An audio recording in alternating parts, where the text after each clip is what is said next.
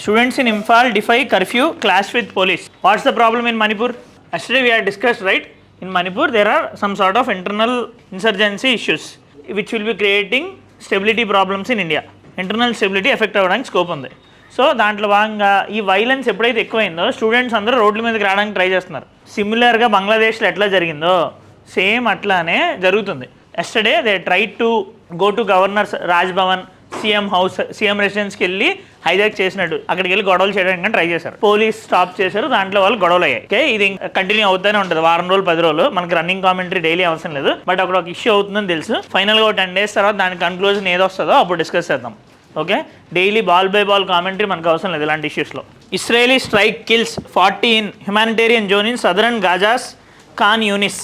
ఇక్కడ మనకి ఏం ఇంపార్టెంట్, ఇస్రాయేల్ గాజా దీంట్లోనే places in news. Okay, Gaza strip, Gaza strip, east Jerusalem, west bank. రిపీటెడ్గా ఇవే న్యూస్లో ఉంటున్నాయి. ఇవన్నీ ఇస్రాయేల్ ప్యాలెస్టీన్ ఏరియాలో ఉంటాయి అని అర్థం. ఓకే, ఇస్రాయేల్ ప్యాలెస్టీన్ ఏసీకి బార్డర్ అయి ఉంటుంది, Mediterranean sea. Okay, now there will be around 8 to 9 important seas of the world. You need to know the bordering countries of all those seas. Red sea, Mediterranean sea, black sea, Caspian sea, ఏవైతే ఇవన్నీ ఉన్నాయో bordering countries ఏవైతే ఉన్నాయో దాని మీద తెలుసుకోవాలి. Okay, ప్రతిది కూడా రిపీటెడ్ థింగ్. లాస్ట్ ఇయర్ అడిగారు, మధ్యలో 3 years అడగలేదు, బట్ 2015 ఇండియా అయితే అది రికరెంట్ థీమ్. 2020 వరకు 2 years మధ్యలో అడగలేదు, కానీ again they had started. So ఆ సీస్ ఏవైతే ఉన్నాయో దాని బార్డరింగ్ కంట్రీస్ తెలుసుకోవాలి ప్రతి సీది. CM urges finance commission to recommend additional assistance or restructuring of debt. Now finance commission గురించి ఇప్పటికే చాలాసార్లు మనం చూసాం కదా. ఫైనాన్స్ కమిషన్ మేజర్గా ఏం చేయగలదు, devolution of funds, vertical devolution, horizontal devolution. ఆ రెండింటి మధ్య డిఫరెన్స్ తెలుసు కదా. ఇదే కాకుండా ఇంకా వాళ్ళు గ్రాంట్స్ కూడా ప్రొవైడ్ చేస్తారు. రెవెన్యూ డెఫిసిట్ గ్రాంట్స్ అవనివ్వండి, లోకల్ గవర్నెన్స్ గ్రాంట్స్, ఇలాగ స్పెసిఫిక్ గ్రాంట్స్ ప్రొవైడ్ చేస్తారు. అది ఎలా చేయాలి, ఏం చేయాలి అనేది ఆ ఫైనాన్స్ కమిషన్ ఇష్టం. In there recommendations they will B suggesting all these things. Okay, now again honourable 16th finance commission formation అయింది కదా. 16th ఫినాన్స్ కమిషన్ ఏ ఇయర్ నుండి స్టార్ట్ అవుతుంది, 2026. సో అప్పటికి వాళ్ళు ఈ 16th ఫినాన్స్ కమిషన్ స్టేట్స్ అందరితో డిస్కస్ చేస్తున్నారు మీ ప్రాబ్లమ్స్ ఏంటి ఇవన్నీ అని. సో దానికి Revanth Reddy honourable CM is asking, so మాకు ఎక్స్ట్రా కన్సిడరేషన్స్ ఇవ్వండి, మాకున్న డెట్ని రీస్ట్రక్చర్ చేయడానికి ట్రై చేయండి అని. Now what do you mean by det restructuring? What is mean by det? Debt అంటే అప్పు కదా. So the amount which we had taken for our own purpose. Now restructuring ante, if I had taken loan, interest rate is 8% and duration for repayment is 5 years. Due to some problems I am unable to repay. So అది NPA కింద turn అవుతుంది. Bank వాడు మొత్తానికి నేను ఇంకా IP పెట్టేసేలా కాకుండా కొంచెం ఆ 8%ని 6% చేయొచ్చు, ఆ 5 years టర్మ్ని 10 years చేయొచ్చు, మనకి ఇంకొంచెం ఎలా అయినా మనం కట్టేలా చేయొచ్చు కదా. దీన్ని రీస్ట్రక్చరింగ్ అని అంటారు. ఇన్సాల్వెన్సీ అండ్ బ్యాంక్రప్సీ కూడా అయిందా? అవ్వలేదు కదా. మనీ అండ్ బ్యాంకింగ్ అయినప్పుడు ఇవన్నీ అవుతాయి. అయితే నేను నార్మల్గా రీస్ట్రక్చరింగ్, డెట్ రీస్ట్రక్చరింగ్ అన్న దానికి మీనింగ్ చెప్తున్నాను. సో ఈ డెట్ రీస్ట్రక్చరింగ్లో ఏమవుతుంది, మన టర్మ్స్ ఏవైతే ఉన్నాయో లోన్ తీసుకున్న దాని టర్మ్స్, ఐదర్ టర్మ్ ఉందనుకోండి 5 years ఉంటే దాన్ని 10 years చేయడము, అరల్స్ ఇంట్రెస్ట్ రేట్ని తగ్గించడం. దీని ద్వారా వాళ్ళు కట్టాల్సిన అమౌంట్ తగ్గుతుంది కదా రిలేటివ్గా. సో వాళ్ళ యొక్క బర్డెన్ డెట్ బర్డెన్ ఆ స్పెసిఫిక్ ఆ టైంకి తగ్గుతుంది కాబట్టి దాన్ని బేస్ చేసుకొని సో వీళ్ళు అట్లీస్ట్ కొంతైనా పేమెంట్ చేయగలరు. దానివల్ల బ్యాంకులకు రావాల్సిన డబ్బులు వస్తాయి, వీళ్ళు చేయాల్సిన పేమెంట్ చేయగలరు. ఆ ఉద్దేశంతో డెట్ రీస్ట్రక్చరింగ్ అనేది చేస్తారు. ఓకే, ఇంట్లో స్పెసిఫిక్గా ఇంకా మీకు మనీ అండ్ బ్యాంకింగ్ అయినప్పుడు ఇంకా బాగా తెలుస్తుంది డెట్ రీస్ట్రక్చరింగ్ అంటే ఏంటి అని. Soothing salvo editorial page. I think now you got hold of why these editorials will be coming. నేను చెప్తున్నాను కదా, ఏదైనా ఇష్యూ ఫామ్ అయితే దాని మీద డిఫరెంట్ ఒపీనియన్స్ ఇస్తూ వస్తారు. ఇప్పుడు జిఎస్టీ గురించి అలా వస్తూనే ఉన్నాయి కదా. సో ఏదైనా జరుగుతూ ఉంటే దాని మీద ఒపీనియన్స్ ఫామ్ అవుతూ ఉంటాయి. బట్ దాని యొక్క ఎసెన్స్ మనకి ఎంతవరకు ఇంపార్టెంట్ అంతవరకు తీసుకోండి, ప్రతిదీ మనం చూడాల్సిన అవసరం లేదు. సో దిస్ జిఎస్టీ కౌన్సిల్ నిన్న చెప్పాను కదా, GST council formation, GST council 54th meeting నిన్న అయింది. దాంట్లో భాగంగా ఇన్సూరెన్స్ ప్రొడక్ట్స్కి తగ్గిద్దామని అనుకుంటున్నారు. సో దాని గురించి వాళ్ళ ఒపీనియన్ రాశారు అంతే, not of much use actually. But the thing ఏంటి అంటే, ఇప్పుడు ఫర్ ఎగ్జాంపుల్ హెలికాప్టర్ సర్వీసెస్ ఉన్నాయి కదా, హెలికాప్టర్ సర్వీసెస్లోని షేర్డ్ సీట్ బేసిస్ మీద మనం ఒకళ్ళు ట్రావెల్ చేస్తే మనకు పడే జిఎస్టీ ఓన్లీ 5%. అలాంటిది ఇన్సూరెన్స్, మన లైఫ్కి సంబంధించిన ఇన్సూరెన్స్ తీసుకునేటప్పుడు 18% దాని మీద జిఎస్టీ వేయడానికి ఉండే రేషనల్ ఏంటి? నో రేషనల్ కదా. సో అందుకనే ఇది దానికి మనం ఎందుకని 18% తగ్గించాలనడానికి ఇది ఆర్గ్యుమెంట్. ఓకే, ఇందులోనే మెన్షన్ చేశాడు అది. A panoramic view of the 2024 China Africa summit. Now obviously recently China Africa summit అనేది జరిగింది. Its name is FOCAC actually, forum on China Africa cooperation. Now the thing is that ఆఫ్రికాలో ఉండే resources కోసమని countries వెళ్తాయి. Even India is also aspiring for it. ఈ ఆఫ్రికాలో ఉండే resources మొత్తాన్ని యూస్ చేసుకుందామని అందరూ అనుకుంటారు. దాన్ని స్క్రాంబుల్ ఫర్ ఆఫ్రికా అని అంటారు. Okay, scramble for Africa. ఈ మెయిన్స్ క్వశ్చన్ కూడా వచ్చింది స్క్రాంబుల్ ఫర్ ఆఫ్రికా గురించి. నౌ ఈ స్క్రాంబుల్ ఫర్ ఆఫ్రికా అంటే మొత్తం అన్ని కంట్రీస్ సూపర్ పవర్స్ అందరూ కూడాను అక్కడ ఉండే రిసోర్సెస్ కావాలి అవన్నీ. ఇప్పుడు ఫర్ ఎగ్జాంపుల్ మీరు బందోబస్త్ మూవీ చూసారా? బందోబస్త్ మూవీలోని అతను CEO హెడ్ ఉంటాడు కదా, కార్పొరేట్ హెడ్, ఆయన పేరు నాకు తెలియట్లేదు. ఆయన చెప్తాడు, నేను ఎట్లానే మీరు చేస్తే ట్యూనీషియాలోని నేను అక్కడ కాపర్ ప్లాంట్ స్టార్ట్ చేశాను, అక్కడ యాక్సెప్ట్ చేయలేదని చెప్పి అక్కడ ఉండే మిలిటరీకి ఒక $2 million ఇచ్చాను, దాంతో మొత్తం రివాల్ట్ చేసి గవర్నమెంట్ మారిపోయింది ఒక రోజులోని, అక్కడ నాకు 18 పవర్ ప్లాంట్స్ ఉన్నాయి ఇప్పుడు అని చెప్తాడు. Something numbers variation, subject correction. ఇక్కడ మ్యాటర్ ఏంటంటే ఆఫ్రికాని ఎలా కావాలంటే అలా యూజ్ చేద్దాం అనుకుంటున్నారు. మీరు చాలా వరకు చూస్తే మిలిటరీ కూప్స్ కానివ్వండి, గవర్నమెంట్ చేంజెస్ మొత్తం అంతా ఆఫ్రికాలోనే ఉంటాయి. దీనికి మేజర్ రీజన్ ఏంటి అంటే ఈ USA, జపాన్, ఇండియా, చైనా మొత్తం అందరూ కూడాను ఆఫ్రికాని యూజ్ చేసుకుందాం అనుకుంటున్నారు. అక్కడ Africa is very resources but highly poor. So రిలేటివ్గా టెక్నాలజీలో బ్యాక్వర్డ్ ఉన్నారు, ఎడ్యుకేషన్లో బ్యాక్వర్డ్ ఉన్నారు, హెల్త్లో బ్యాక్వర్డ్ ఉన్నారు. సో వీళ్ళకి ఆ పేరు చెప్పి హెల్ప్ చేయడానికి వెళ్తూ అక్కడ రిసోర్సెస్ని యూజ్ చేసుకుందాం అనుకుంటున్నారు. దాంట్లో భాగంగా ఇండియా కూడాను అసలు అందరూ తేడా అని కాదు, but China will obviously use debt trap diplomacy. అంటే they will be giving lot of loans and they will be creating a scenario such that the other country cannot repay the loans. So వాళ్ళు అప్పుడు ఏం చెప్తారు, మీరు అలాగే loan కట్టలేదు కదా, so మీ ఏరియాలోని కొంత పార్ట్ మాకు ఇచ్చేయండి అని అంటారు. ఆర్ ఎల్స్ ఇది మొత్తం మాకు హ్యాండ్ ఓవర్ చేసిన. శ్రీలంకలో అదే జరిగింది. హంబన్టోటా పోర్ట్లో కూడాను 99 years లీజ్ తీసుకున్నారు ఇంక వాళ్ళు. సో ఇలాగా దీన్ని డెట్ ట్రాప్ డిప్లొమసీ అని అంటారు. ఓకే, సో ఇలాంటివి కూడా చేస్తున్నారు. అయితే చైనా ఆఫ్రికా సమ్మిట్ జరిగింది, వాళ్ళ రిలేషన్స్ ఇంకొంచెం బెటర్ అవ్వడానికి.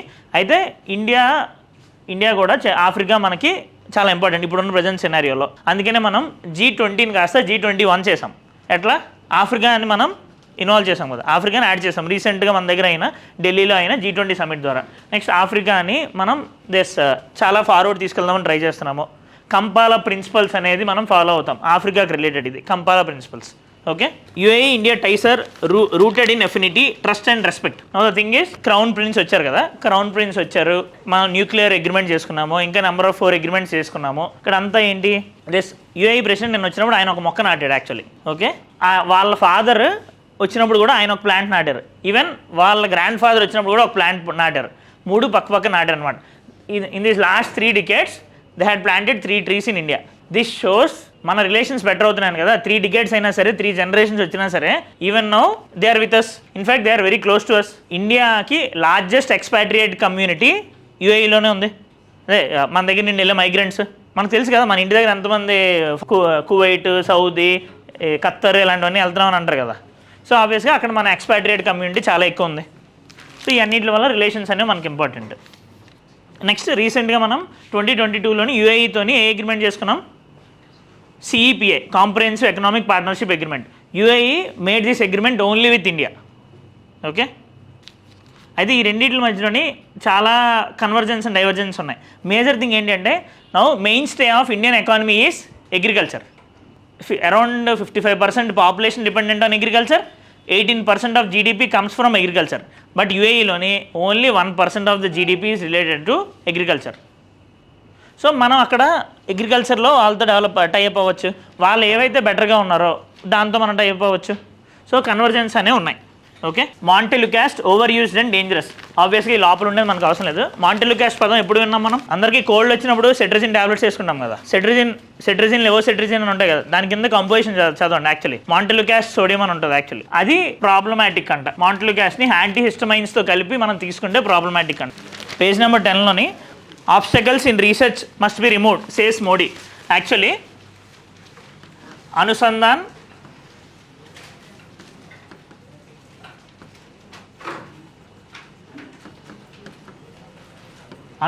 నేషనల్ రీసెర్చ్ ఫౌండేషన్ అనేది 2023లోని ఒక యాక్ట్ ద్వారా ఫామ్ చేశారు. ఓకే, ఇదంతా ఎందుకు అంటే రీసెర్చ్ ఎక్స్పెండిచర్ అనేది రిలేటివ్గా ఇండియాలో తక్కువ ఉంది. దాన్ని మనం GERD అని అంటాం. Gross expenditure on research and development. Research and development means ఏమైనా ఇన్నోవేషన్స్, ఇప్పుడు ఫర్ ఎగ్జాంపుల్ టెక్నాలజీ ఇన్నోవేషన్స్ కానివ్వండి, సోషల్ సెక్టార్లో కానివ్వండి, ఇప్పుడు ఫర్ ఎగ్జాంపుల్ డ్రోన్ యూజేజ్, ఇవన్నీ ఇన్నోవేషన్స్ కదా. సో దానికి ఇవి డెవలప్ చేయడానికి ఇండియాలోని ఎక్స్పెండిచర్ తక్కువ ఉంది. ఓన్లీ 0.7% ఆఫ్ ద జీడిపి మనము జీఈఆర్డీ మీద ఎక్స్పెండిచర్ చేస్తున్నాం. నెక్స్ట్ ప్రైవేట్ సెక్టర్ ఇన్వాల్వ్మెంట్ కూడా చాలా తక్కువ ఉంది. 52% of the expenditure on R&D is coming from India. Western కంట్రీస్లోనేమో జస్ట్ 10% వాళ్ళు చేస్తారు, మిగిలినంతా ప్రైవేట్ సెక్టర్ చూస్తారు. సో ఇవన్నీ కన్సిడర్ చేసి ఇండియాలోని మల్టీఫేస్టెడ్గా రీసెర్చ్ అండ్ డెవలప్మెంట్ని ప్రమోట్ చేయడానికి 2023లోని అనుసంధాన్ నేషనల్ రీసెర్చ్ ఫౌండేషన్ అనేది స్టార్ట్ చేశారు. దీనికి గవర్నింగ్ కౌన్సిల్కి chairman honourable prime minister. Okay, అయితే నిన్న ఫస్ట్ మీటింగ్ అయింది. దాంట్లోనే దిస్ గవర్నింగ్ కౌన్సిల్కి ఫస్ట్ మీటింగ్ అయింది. ఈ బిల్లును పెట్టినప్పుడు దీనికి ఏం ఎక్స్పెక్ట్ చేశారంటే next 5 years up to 2020 page number 10 up to 2028 వరకు దీనికి 50,000 crores మనము ఇన్వెస్ట్మెంట్ అనేది చేయాలి. 50,000 crores రీసెర్చ్ అండ్ డెవలప్మెంట్కి మనం పెట్టాలి అని అనుకున్నారు. ప్రిలిమ్స్కి చాలా ఇంపార్టెంట్ అవ్వచ్చు ఇది, ఇయర్ ప్రిలిమ్స్కి. 50,000 crores దిస్ R&Dకి ఇన్వెస్ట్ చేయాలి. అందులో అరౌండ్ 70% ఇన్వెస్ట్మెంట్ ప్రైవేట్ సెక్టార్ నుండి వచ్చేలా చూడాలి అని. నెక్స్ట్ ఈ అనుసంధాన్ నేషనల్ రీసెర్చ్ ఫండ్, ఇలా ఇది ఫస్ట్ టైం కాదు కదా. మరి ఇప్పుడు ఈ బాడీ లేకపోతే ఇండియాలో రీసెర్చ్ అనేది జరగలేదని కాదు, ముందు కూడా మనకి రీసెర్చ్ అనేది జరిగింది. ముందు మనకి SCRB అనే బాడీ ఉండేది, science and engineering research board. అయితే ఇప్పుడు దీన్ని రిప్లేస్ చేస్తూ ఈ అనుసంధాన్ NRF అనేది ఫామ్ చేశారు. ఇప్పుడు ఈ బాడీ ఇంకా లేదు, దీని ప్లేస్లో నేను తీసుకొని వచ్చారు. ఇది ministry of science and technology కింద ఉంటుంది. Okay, will deploy 5,000 cyber commandos in 5 years, శేష్ షా. నౌ ఇది అంతా ఎందుకు అంటే Indian cyber crime coordination centre I4C దీన్ని లాస్ట్ ఇయర్ స్టార్ట్ చేశారు. ఈ సైబర్ క్రైమ్స్ బాగా ఎక్కువైపోతున్నాయి కదా, సో అవన్నీ హ్యాండిల్ చేయడానికని ఇది స్టార్ట్ చేశారు. ఈ I4C స్టార్ట్ చేసి 1 year అయింది. దానికోసం అక్కడ ఆ మీటింగ్ అయింది. ఆయన అందులో చెప్తున్నాడు ఏమని, సైబర్ కమాండోస్ని పెంచుతారు అని. మనకి ఇంటర్నల్ సెక్యూరిటీలోని డైరెక్ట్గా ఒక టాపిక్ ఉంది. ఇంటర్నల్ సెక్యూరిటీలోని సైబర్ సెక్యూరిటీ అనేది, బేసిక్స్ ఆఫ్ సైబర్ సెక్యూరిటీ అనేది ఒక specific topic. Every alternate year question వస్తూనే ఉంటుంది. ఓకే, లాస్ట్ ఇయర్ రాలేదు, ఇయర్ మెయిన్స్లో రావడానికి స్కోప్ ఉంది అది సైబర్ సెక్యూరిటీ. అండ్ అఫ్కోర్స్ రిలేటివ్గా ఈజియర్ టాపికే, అందులో వన్ ఆఫ్ ద ఎగ్జాంపుల్ కింద మీరు రాయొచ్చేది సైబర్ ఫోర్స్ని మనం తీసుకొని రావాలి అని. Page number 12, SpaceX mission launches all civilian crew for first private spacewalk in orbit. SpaceX ఎవరిది? Elon Musk. నవ్వు మీకు తెలిసింది కదా, రీసెంట్ టైమ్స్లోని దిస్ మన జెఫ్ బెజోస్ వీళ్ళందరూ కూడా స్పేస్కి వెళ్ళారని. ఫస్ట్ ఆస్ట్రోనాట్స్ కాకుండా నార్మల్ మనలాంటి మనుషుల్ని, వీళ్ళు ఎవరైనా ఆస్ట్రోనాట్ ఉంటే నాకు తెలీదు, నార్మల్ మనలాంటి మనుషుల్ని స్పేస్కి తీసుకెళ్ళడానికి, అక్కడ స్పేస్ వాక్ చేయించడానికి ఈ SpaceX మిషన్ లాంచ్ చేసింది. దానికి వాళ్ళు పెట్టిన పేరు Polaris Dawn. Okay, name important.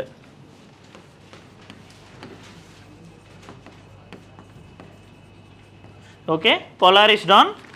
This was launched by SpaceX in the rocket Falcon 9. Okay, Russia captures a town, 3 villages in eastern Ukraine. Eastern ఉక్రెయిన్లోని ఇది కూడా ప్లేసెస్ ఇన్ న్యూస్లో యాడ్ చేసుకోండి. డొనెట్స్క్ అనే రీజన్, డాన్బాస్, డొనెట్స్క్ ఉక్రెయిన్లోని regions, ఇవి capture చేయడానికని Russia try చేస్తుంది.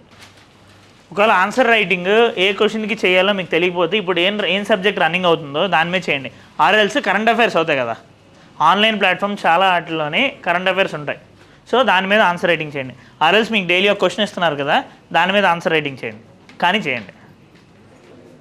And there is heavy news regarding SEBI గురించి ఒకసారి చూడండి. మీకు జాగ్రఫీ క్లాస్ స్టార్ట్ అయిన తర్వాత అది క్లియర్ కట్గా అర్థమవుతాయి. ఈ టార్పెడో, సైక్లోన్స్, హరికేన్స్ ఇవన్నీ ఏంటి అంటే సేమ్ ఫినామినాకి దిస్ సీలోని లో ప్రెషర్ బెల్ట్ ఫార్మేషన్ అవడం వల్ల ఇవన్నీ జరుగుతాయి. ఒక్కొక్క ఏరియాలో ఒక్కొక్కటి అంటారు. ఇప్పుడు మన దగ్గర సైక్లోన్స్ అంటాం, ఆస్ట్రేలియాలో డౌన్స్ అంటాం, యుఎస్ఏలో హరికేన్స్ అంటారు. సో ఒక్కొక్క దగ్గర ఒక్కొక్క నేమ్స్ ఉంటాయి, దానికంతే డిఫరెన్స్ ఏం లేదు. లో ప్రెషర్ బెల్ట్ అది చెప్పడానికి యాక్చువల్గా 2 hours క్లాస్ అది. సో అండ్ ఏంటది this cyclones, anti cyclones, equatorial belts, దాని బ్యాక్గ్రౌండ్ చాలా తెలియాలి, అది మీకు అర్థం కావాలి అంటే. ఓకే, బేసికలీ అవి ఫామ్ ఆఫ్ ఈ అట్మాస్ఫరిక్ సర్క్యులేషన్స్లోని వచ్చే వేరియేషన్స్ వల్ల ఫామ్ అవుతాయి. ఓకే.